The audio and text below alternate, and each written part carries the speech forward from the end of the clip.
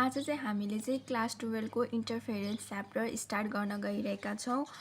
यो चाहिँ interference chapter चाहिँ लङ क्वेसनमा 8 मार्क्समा आउँछ। यसमा चाहिँ डेरिभेसनहरू अनि त्यसपछि सर्ट क्वेसनहरू अनि डेरिभेसन सर्ट क्वेसन र न्युमेरिकल गरेर चाहिँ 8 मार्क्समा चाहिँ इन्टरफेरेन्स च्याप्टर आइरहन्छ।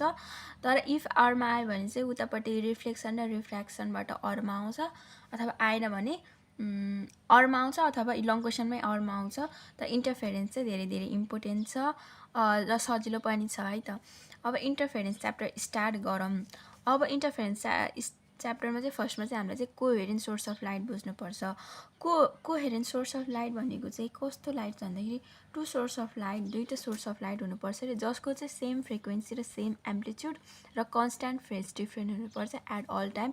यदि त्यो भयो भने बल्ल कोहेरेन्ट सोर्स अफ लाइट भनिन्छ अरे। अब यही इन्टरफेरेन्स अफ लाइट भनेको चाहिँ the phenomenon of redistribution of light energy in a medium due to the superposition of light waves coming from two coherent source. दुईवटा कोहेरेन्ट सोर्सबाट लाइट आइरहेछ र तिनीहरूको सुपरपोजिसन भयो र त्यहाँ चाहिँ रिडिस्ट्रिब्युसन अफ लाइट इनर्जी भयो भने चाहिँ त्यहाँ चाहिँ के भन्छ, त्यसलाई त्यो प्रोसेसलाई त्यो फेनोमेनन चाहिँ इन्टरफेरेन्स अफ लाइट भनेर भनिन्छ। अनि इन इन्टरफेरेन्स अफ लाइटमा चाहिँ न त नो इनर्जी चाहिँ अथवा नो लाइट इनर्जी अथवा नो इनर्जी नो लाइट चाहिँ लस अथवा गेन हुन्छ, केही पनि हुँदैन। जस्ट यहाँ के हुन्छ त रिडिस्ट्रिब्युटेड हुन्छ इनर्जीको, लाइट इनर्जीको। सो यो फेनोमेननले चाहिँ यो फेनोमेनन अफ इन्टरफेरेन्सले चाहिँ ल अफ कन्जर्भेसन अफ इनर्जीलाई अवे गर्छ भनेर पनि भन्न सकिन्छ। अब क्वेसन सोध्न सकिन्छ, why interference of light obeys the law of conservation of energy भनेर क्वेसन सोधिन्छ होइन। हामीले त्यो बेलामा त्यही भन्नु पर्यो। यहाँ त in interference no energy or light is lost or gained, but it is only redistributed of light energy. So this phenomenon of interference always the loss of conservation of energy. If 1 marks मा सोध्यो भने यो भन्नु पर्यो, न त 2 marks मा अलि सोध्नुस् भने आरामसँग एक्सप्लेनेसन दिनु पर्यो त। अब टाइप्स अफ इन्टरफेरेन्स।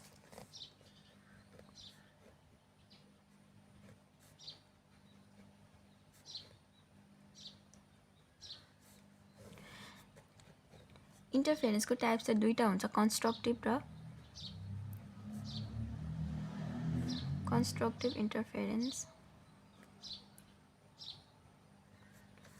र डिस्ट्रक्टिभ इन्टरफेरेन्स।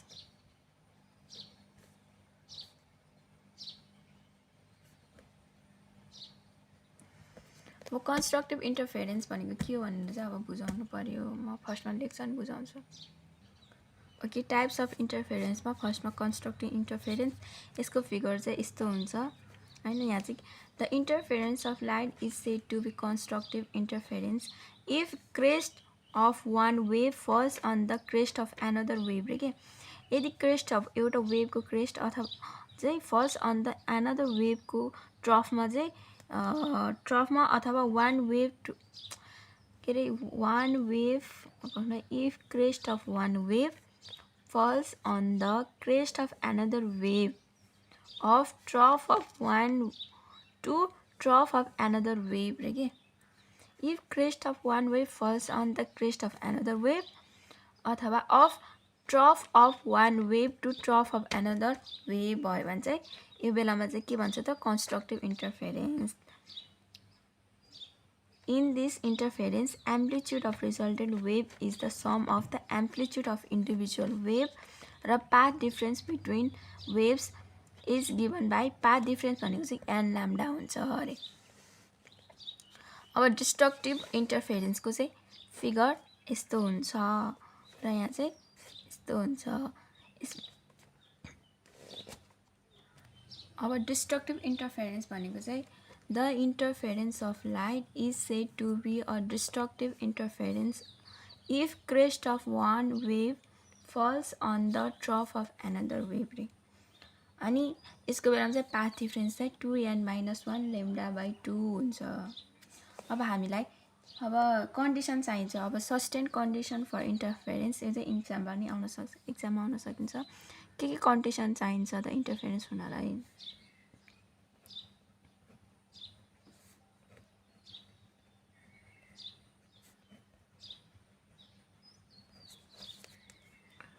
फर्स्टमा two source of light must be coherent हुनु परिहाल्यो। यो त फर्स्ट हो, कोहेरेन्ट भएन भने त इन्टरफेरेन्स नै भएन नि। अनि the coherent source of light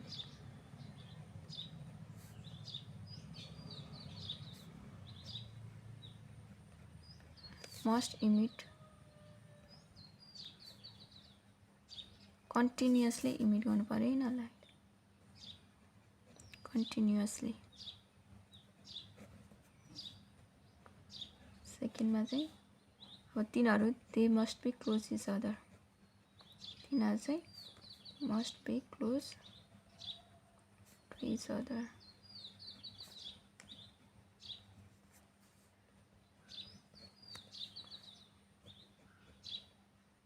अब दे मस्ट इमिट, अब तिनीहरूमा चाहिँ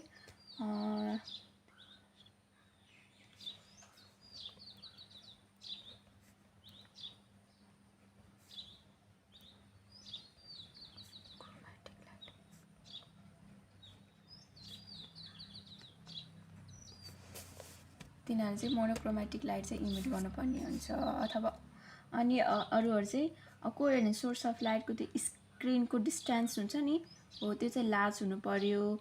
अनि तिनीहरू अब फाइन सिट्सहरू हुनु पर्यो, त्यस्तो त्यस्तो चाहिँ कन्डिसन सस्टेन कन्डिसन फर इन्टरफेरेन्सको लागि हो। यो चाहिँ यङ्स डबल स्लिटको फिगर हो। हामीले चाहिँ यो यही हो लङ क्वेसनमा आउने, विच इज भेरी इम्पोर्टेन्ट है त। यहाँ चाहिँ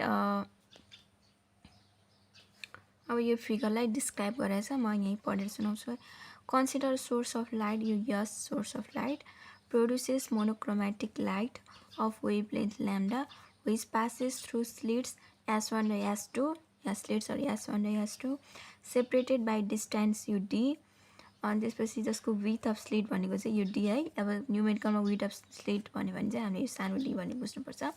इफ S1 र S2 चाहिँ बाई डिस्टेन्स, अब S1 र S2 चाहिँ X as a coherent source हो, S1 र यसले चाहिँ coherent source of light act गर्छ। And they produce interference pattern and the on the screen at distance. यिनीहरू चाहिँ इन्टरफेरेन्स प्याटर्न यहाँ चाहिँ यो स्क्रिनमा चाहिँ प्रोड्युस गर्यो अरे। अब let P be any point on the screen at distance x n from centre C. Centre सीबाट चाहिँ सेन्टर, अब हामीले चाहिँ यहाँ यो पी कुनै पी पोइन्टमा मान्यो होइन, on the screen at distance x सेन्टरबाट यो डिस्टेन्स के पीसम्मको डिस्टेन्स एक्सएन छ from centre. Then path difference भनेको चाहिँ अब यो S two P minus S one P हो कि। मतलब सबसे भन्दा अब हामीले चाहिँ ठुलो पाथ डिफ्रेन्स ठुलोलाई चाहिँ अगाडि राख्ने हो कि। अब एस1 पी भन्दा डिस्टेन्स एस2 पी को लामो छ नि त, so S2 P minus S one P हो। अब हामीले चाहिँ यता यता राख्यौँ, तर हामीले चाहिँ फिगर यस्तो तलबाट बनाउन पनि सकिन्छ कि। यहाँ जस्तै यहाँ माथि पी बनायो नि, तर हामीले चाहिँ यहाँ तल राखेर यहाँ इफ यस्तो राखेर चाहिँ यो चाहिँ पी चाहिँ तल राख्न सकिन्छ। त्यो बेलामा चाहिँ S1 P minus S2 P लेख्नु पर्थ्यो। माथिबाट राख्न सक्छ, तलबाट लेख्न सक्छ। अब इक्जाम्पलमा फिगर देखाएर अब तल देखायो भनेपछि हामीले चाहिँ पाथ डिफ्रेन्स चाहिँ S1 P minus S2 P राख्नु पर्थ्यो। जहाँ ग्रेटर हुन्छ नि त्यो अगाडि राखिन्छ अनि सानोलाई चाहिँ पछाडि राखिन्छ भने चाहिँ बुझ्नु पर्यो है त। अनि पाथ डिफ्रेन्स भनेको S2 P minus S one P भयो होइन। अनि फ्रम फिगरबाट चाहिँ यो एमपी भनेको चाहिँ अब हामीले एमपी भनेको चाहिँ के हो भन्दाखेरि चाहिँ x n minus D by two होइन। यति त डी हो नि त, यति डी भनेपछि त यो डी बाई टू अनि यो डी बाई टू भयो होइन, डी बाई टू भयो। अब हामीले चाहिँ एमपी भनेको चाहिँ अब हामीले चाहिँ यति भनेको त एक्सएन हो भनेपछि हामीले एमपी मात्रै चाहियो भने चाहिँ x n minus D by two भयो होइन, x n minus D by two भयो। अनि त्यसपछि यो अब हामीले एउटा ट्रायङ्गल यो भयो अनि त्यसपछि अर्को ट्रायङ्गल चाहिँ अब हामीलाई चाहिँ एनपी चाहियो। एनपी सेन्टरदेखि यहाँसम्म चाहिँ एक्सएन हो प्लस यहाँ डी बाई टू छ नि त, so D by x n plus D by two भयो। अब हामीले चाहिँ इन ट्रायङ्गल S1 PM र triangle S2 PM using Pythagoras theorem.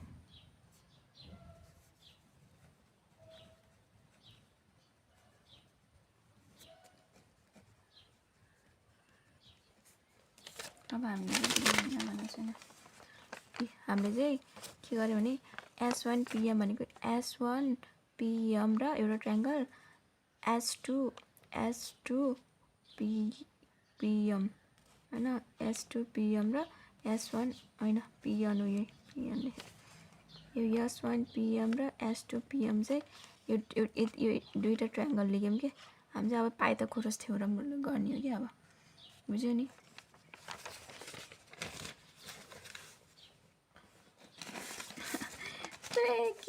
के जर्यो जस्ता पेपर लेखेको के भयो अब हामीले चाहिँ त्यो पाइथागोरस थ्योरम युज गरेर चाहिँ निकाल्यौं है यस S1 m भनेको त d स्क्वायर हो mp भनेको xn - d/2 को होल स्क्वायर हो होल स्क्वायर भयो अनि S2p भनेको चाहिँ S2 त पाइथागोरस त फिगर हेरेर गर्ने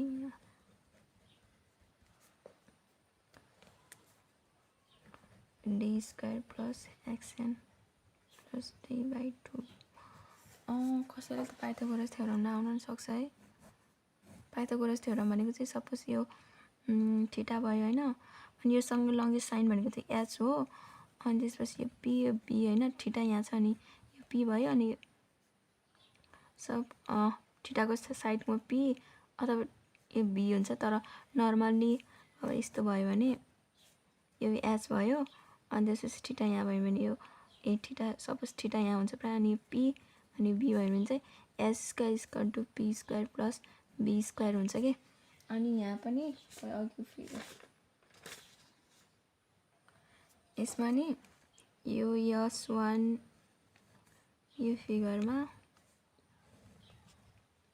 यो 90 हो नि त 90 डिग्रीको यस ठाउँमा चाहिँ यो h भयो के अनि दुईटा कुनाइलाई p मान्ने अनि त्यसो भनेपछि त h = यो भनेको d स्क्वायर प्लस अनि त्यसपछि यो भनेको चाहिँ xn - d/2 को होल स्क्वायर हो नि त अनि यो h भनेको S1p हैन S1p = त्यो वाला चाहिँ पाइथागोरस थ्योरम युज गरेर गरेको हो अब नाउ अब यो दुईटालाई S2 हैन पाथ डिफरेन्स भनेको S2p - S1p थियो हैन S2p1 - S1p थियो =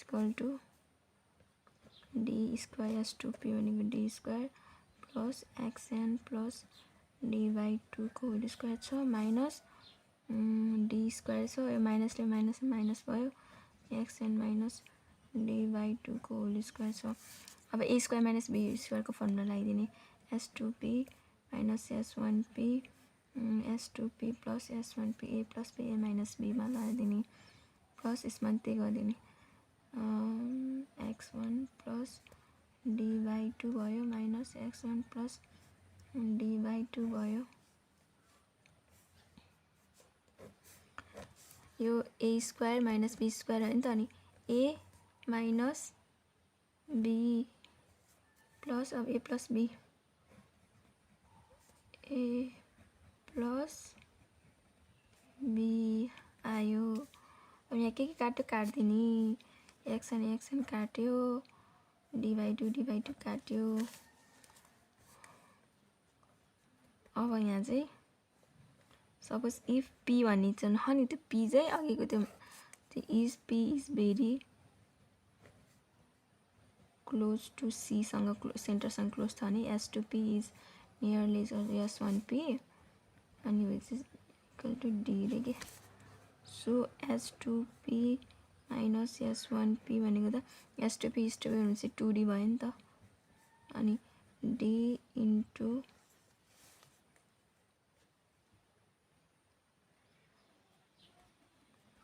यहाँ के थियो d/2 भनेपछि 2d/2 भनेपछि 2 काट्यो यहाँ d बाँकी रह्यो अनि 2xn बाँकी रहेछ S2p minus S1p अनि XNB अनि 2 र यो 2 पनि काट्यो अनि ठुलो डी आयो भनेपछि पाथ डिफरेन्स चाहिँ यहाँ कति आयो त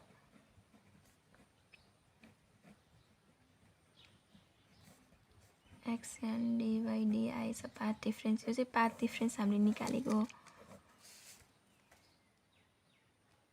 अब ब्राइट फ्रिन्ज र डार्क फ्रिन्ज निकाल्ने for constructive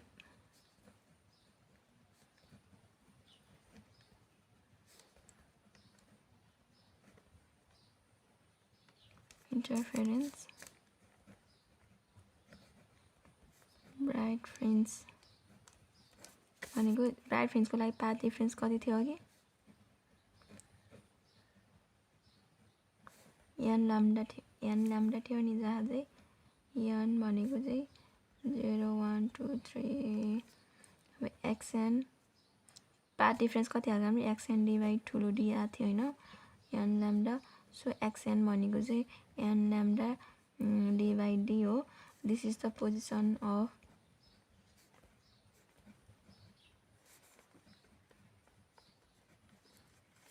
bright fringe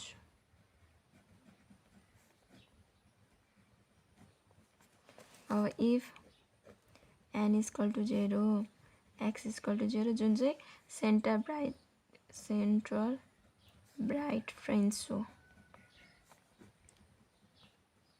if n is equal to 1 x1 भनेको लैम्डा d by d जुन चाहिँ फर्स्ट ब्राइट फ्रिन्ज हो n is equal to 2 x2 भनेको 2 लैम्डा d by d यो चाहिँ सेकेन्ड हुँदै हुँदै हुँदै हुँदै यहाँ सो अन हुन्छ हैन अनि त्यसपछि n lambda d by d हुन्छ अब ब्राइट फ्रिन्ज भनेको ब्राइट फ्रिन्जको विड्थ के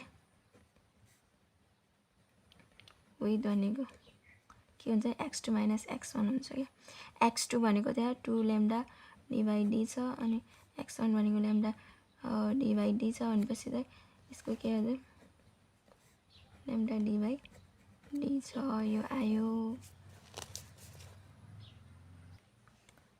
अब चाहिँ for destructive interference dark fringe भन्छ यसको पाथ डिफरेन्स भनेको कति के थियो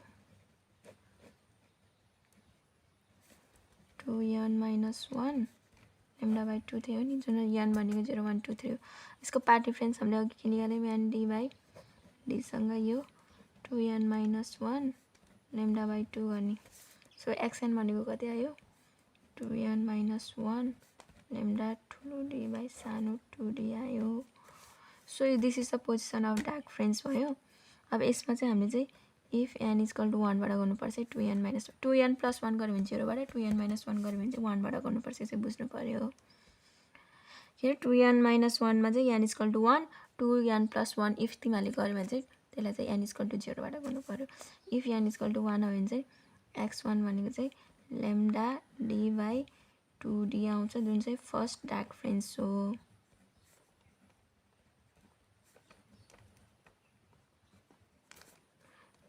if n is equal to 2 गर्यो भने चाहिँ x2 भनेको चाहिँ 3 लैम्डा d by 2d जुन चाहिँ सेकेन्ड डार्क फ्रिन्ज अनि सो अन गर्ने यस्तै गरेर बढिरहन्छ अब डार्क फ्रिन्ज विथ निकाल्ने यो पनि अघिको जस्तै x2 minus x1 x2 भनेको 3 lambda d by 2d minus lambda d by 2d अब यसलाई गरौँ 3 लैम्डा d by 2d अनि 2 लैम्डा d by 2d भनेपछि लैम्डा d by d